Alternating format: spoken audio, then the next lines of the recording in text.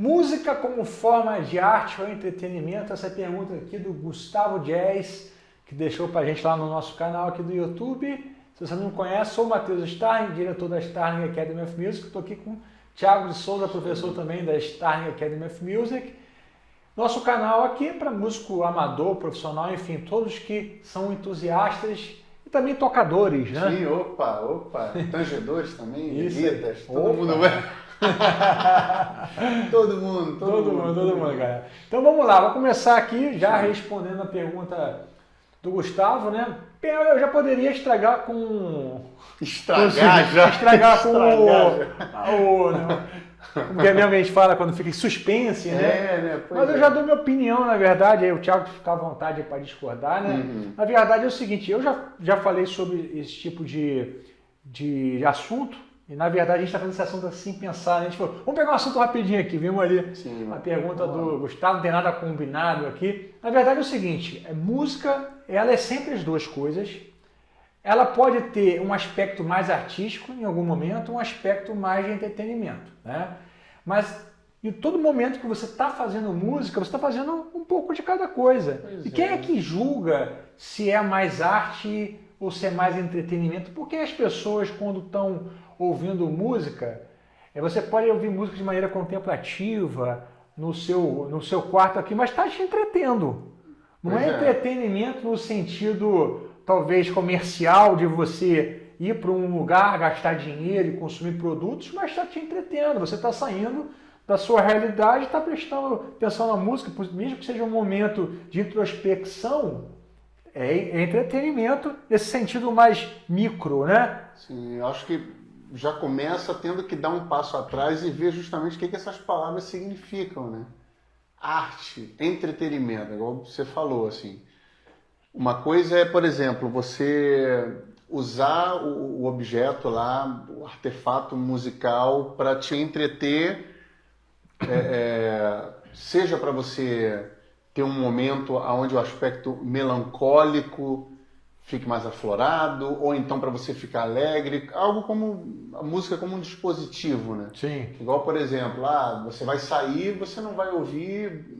tipo Radiohead, dependendo da música você até ouve, mas sei lá, você não vai ouvir uma das baquianas do Vila Lobos, assim, antes de você ir para a rave.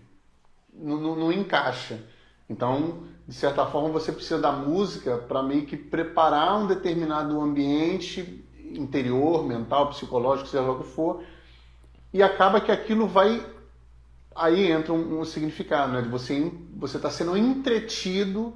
Você está sendo, de certa forma, vou usar uma palavra que de repente não vem ao caso, mas enfeitiçado ou direcionado para uma certa... Você está sendo entretido também.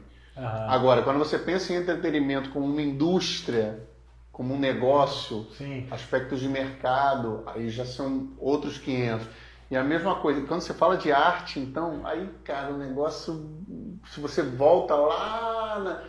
Se você, no Platão, sabe, a arte ela é funcional, ela tem que ter um objetivo, ou ela é arte simplesmente porque ela tem que ser feita para te dar algo, ou seja, os caras acreditavam, né, que a partir do momento que você coloca uma tarefa para obra, ela deixa de ser arte. Outros vão dizer, não, toda arte ela tem que ser funcional, ela tem que ter uma função, ela serve para alguma coisa. E aí, a partir do momento, outra coisa se desdobra. Essa coisa, ela pode ser perigosa. Por isso que o Platão vai dizer que você tem que botar os poetas para fora, porque eles são perigosos, porque a arte pode ser... Enfim. Então, quando a gente pensa em arte, hoje, a gente sempre pensa em algo elevado, né? Não, o que eu fiz é uma obra de arte, isso aqui... E, ao mesmo tempo, assim, toda música... Um parabéns para você, se você parar para pensar... é também uma obra de arte, dependendo do significado que você coloca. No caso, o Gustavo Jazz, né? Ele usou essas expressões com esse tipo de coisa, né? Forma de arte como algo elevado. Porque, na verdade, o comentário dele foi em cima do vídeo que a gente falou do Júnior Grovador. Sim, se você não assistiu... um vídeo. O que acontece ali? Ali está uma questão que a gente falou, a gente deu o nosso ponto de vista, de que o Júnior... ele, diferentemente do Gleif Browning, né, que a gente usou outro assunto, que o Júnior Grovador, ele conseguiu, né, usar a questão de ser engraçado ele dançando, assim, a dele, mas ele tinha uma questão ali de qualidade musical, um cara que sabe tocar, diferentemente do outro rapaz que a gente citou, que era assim meio que patético a maneira dele de tocar, né? Cuidado com os fãs dele aí pra não... A gente comentou, né, dentro do nosso ponto de vista, e é difícil falar essa questão de arte, porque às vezes a gente como instrumentista, né, como professor de música, que nós somos, nós tocamos música instrumental, música entre aspas refinada, né, e fica parecendo que só o som que a gente faz, das músicas que nós gostamos, que são músicas artísticas, né? Eu retomo o início da tua fala, porque existe música artisticamente elevada no entretenimento, assim como também existe música de baixo conteúdo, novamente, abre aspas, artístico, em salas de concerto, em repertórios de gente, sabe, que, nossa, fulano de tal... E a gente é aquela coisa, né? A gente tem aquela tendência a achar que tudo que é muito popular não tem qualidade. E às vezes não, se você parar para pensar, sabe, vamos lá, Michael Jackson.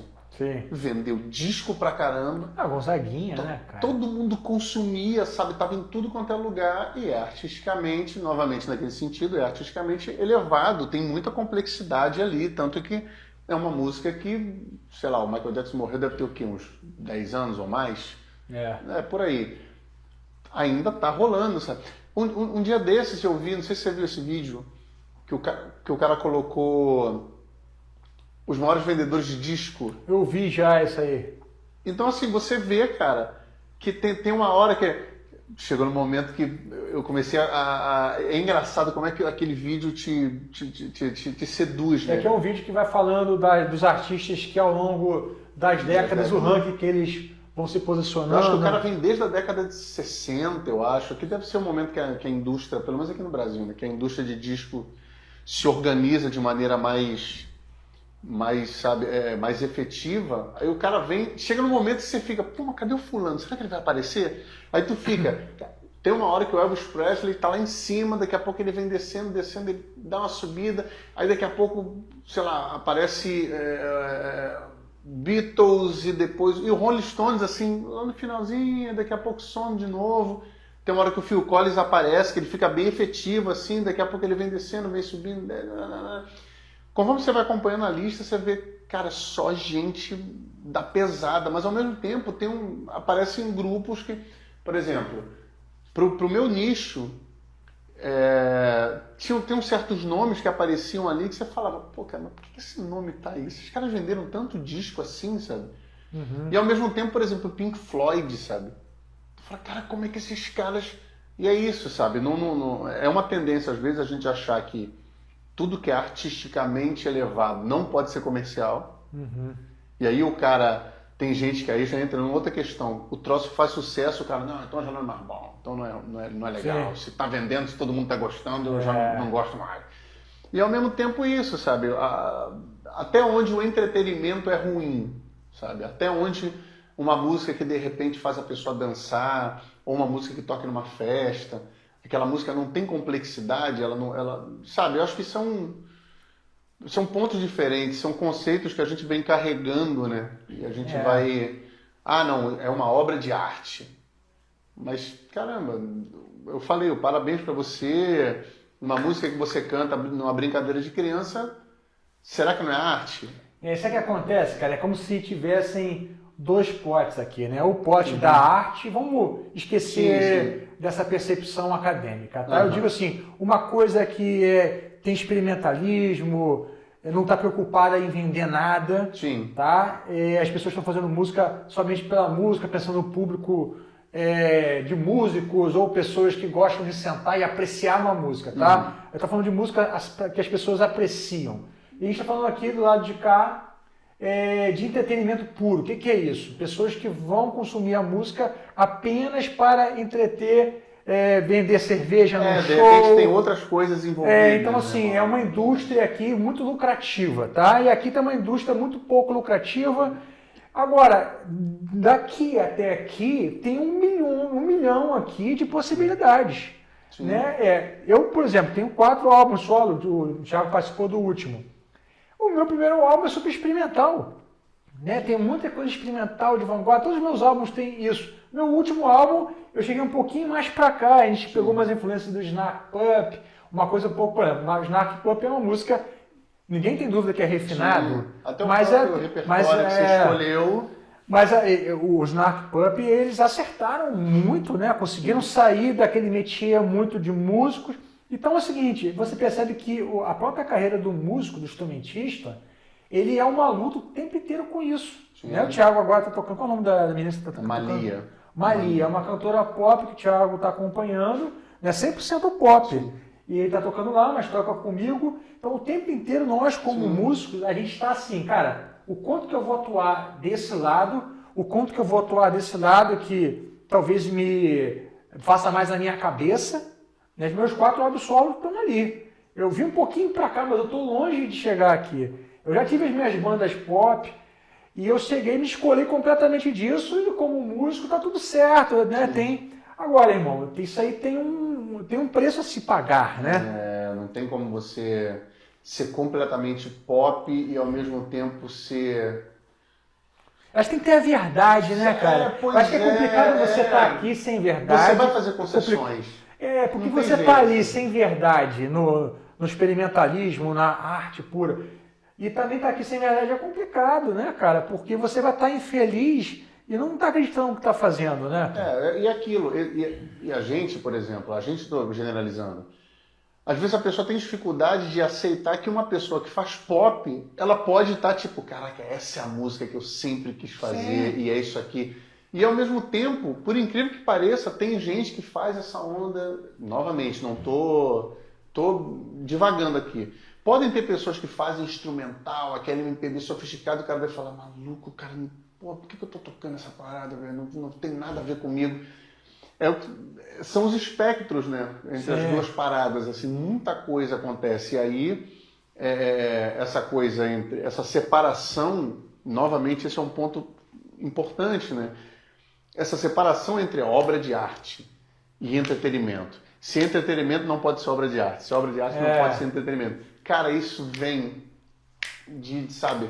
Pô, tô lendo um livro, é uma biografia romanceada, assim, chamada O Selvagem da Ópera, que conta a história do Carlos Gomes, aquele compositor lá do Guarani e tal. Cara, ele vivia essas mesmas questões, porque na época... Isso tem o quê? Mais de 100 anos? Pô. Era finalzinho ali do século XIX, sabe? Então você tinha o polo da Itália e o polo da Alemanha. Então, na Itália, aquela galera lá, o Verdi, o Rossini, Donizetti, aquela galera toda, os compositores, tinha uma maneira específica de fazer ópera e tal. E do outro lado, o Wagner, que fatalmente vai ser um dos caras que vai levar a música para um lado mais de vanguarda, o atonalismo. Enfim, não vai ser ele que vai fazer o atonal, mas vai ser um dos caras que vai começar a ideia. Aí ele fica no meio, porque o maluco é brasileiro, tipo, aí ele tem que ir lá para a Itália. Ele ficou, vou para a Itália ou vou para a Alemanha? Se eu for para a Alemanha, eu consigo isso aqui. Se eu for para a Itália... Aí chegou no momento que ele ficou no meio pensando assim, cara, o que essas pessoas daqui querem? Então eu vou fazer o que elas querem. Sim. Então o que ele fez? Ele começou a fazer escolhas, começou a diluir aquelas características meio brasileiras que ele poderia ter, que era uma briga de o que é brasileiro e o que não é, e começou a dar mais força para o lado italiano. Aí a galera, esse maluco tá se vendendo, ele quer entrar no mercado, não sei o que lá. Ele falou, cara, tá, peraí. Aí ele fazia uma parada, aí os caras do mercado, não, é sofisticado demais, é exótico demais. Né? Isso, o cara enlouquecia, sabe? É meio isso, sabe? Até o que é obra de arte e o entretenimento... Você vai perder de um ponto para ganhar no outro. Cara, eu acho que são raros, sabe, os artistas que conseguem de maneira equilibrada você falar, esse maluco é artisticamente elevado, impecável e ao mesmo tempo entretenimento. Sei lá, os Beatles, de repente, Sabe? E você vê até o próprio caso, por exemplo, de George Benson, que é um guitarrista absurdo. Ele é conhecido no mundo inteiro pelas músicas que ele canta. Pois é. Agora, ele sempre colocou a guitarra ali no show dele e tudo, mas você vê muito show dele sem guitarra. Uma época que ele estava ali no pop mesmo, que ninguém... Mas você quer ver um exemplo aqui na escola, né? A banda Fuse. Sim. Aí são alunos aqui, eu produzo eles. Eles são uma banda pop, então eles têm uma obrigação de ser acessível. Sim, pois é. Né? Eles eram muito rock and roll, a gente vem podando um pouco isso, tentando o seguinte, cara, vamos tentar olhar mais para o mercado, vamos puxar umas influências mais atuais, porque existe ali um compromisso inerente ao estilo de ser popular. O público precisa. Né? Lembro novamente daquele livro do... Rapaz, do que faz uma coisa ser sucesso, esqueci o nome. Hitmakers. Isso, Hitmaker é isso. O cara fala que, olha, você quer fazer um sucesso, você precisa ter alguma coisa familiar para as pessoas que estão ouvindo. Mas, ao mesmo tempo, ter algo novo que faça a pessoa falar, cara, isso me é familiar, mas, ao mesmo tempo, tem algo que eu nunca ouvi. Ele usa a expressão neófilo e neofóbico. Sim. Então, assim, as pessoas elas têm um pouco de neofilia. Mas ao mesmo tempo são atraídos. Então, assim, aquele conflito, né? A gente quer algo novo, mas não pode ser tão novo. E aí entra em questões bizarras, sabe? Igual, tipo, igual você falou, os caras têm uma banda, não estou dizendo Fuse, mas os caras são uma banda pop. Aí daqui a pouco o baixista, não, bicho, vamos botar uma parte em 7x8 aqui, depois... Porque, tipo, fica aquela briga entre o lado... da complexidade e brigando, o outro fala, não, eu quero o lado pop, e aí, cara... E não existe receita, né, cara? Exatamente. Não existe receita. Às vezes as pessoas querem uma resposta, mas o que você acha? Cara, eu acho que pode ser qualquer coisa. Pois é. Depende da coisa. Eu falo, sabe o que acontece? Faça a tua verdade, sabe por quê? Porque se você fizer a tua verdade, uma hora você vai convencer as pessoas de que a sua verdade vale a pena ser ouvida. Agora, se você ficar indo para um lado e para o outro por causa de momentum, e não é mais aqui, é lá. Quando você chega lá, não é mais lá, é aqui. Você vai ver, meu amigo, passou o tempo e você ficou ali tentando ser algo que você não é. Então é melhor logo você assumir uma posição que eu sou assim e eu vou nesse processo de fazer burrada, funciona, não funciona, posso melhorar aqui, você vai acertar a mão numa hora. Mas uma mensagem que eu deixo pra gente fechar aqui, a gente já falou pra caraca, cara, não desista. Sim. Você percebe que todo grande artista, toda grande banda tem um diferencial, não ter desistido. Persistência. Não é tipo assim, os caras eram músicos top. Não é isso. É persistência, porque nesse processo você vai refinando, vai entendendo o mercado, vai entendendo o público, vai conquistando e uma hora você vai acontecer. É uma persistência consciente, né? Não é só simplesmente... Porque aí tem uma diferença, né, para fechar, entre persistência e teimosia. Uma coisa é o cara que é persistente e tá... Opa, peraí, isso aqui, não, eu tô fazendo isso aqui errado. Outra coisa é o cara teimoso que fala, não, eu vou fazer isso desse jeito. E tá o mundo falando pra ele, cara, não, isso aí, não. E o cara, não, blá, blá, blá. Ou seja, teimosia e persistência, né? A gente tem que ser persistente em perceber o que realmente tá acontecendo, né? E nisso vai dar tudo certo. Deixa teu comentário aí, a tua opinião a respeito desse assunto aí. É isso aí. E obrigado, Gustavo Jazz, É isso aí, Gustavo. Pelo comentário não, né? Pela possibilidade de trazermos um assunto relevante. Exatamente, Valeu.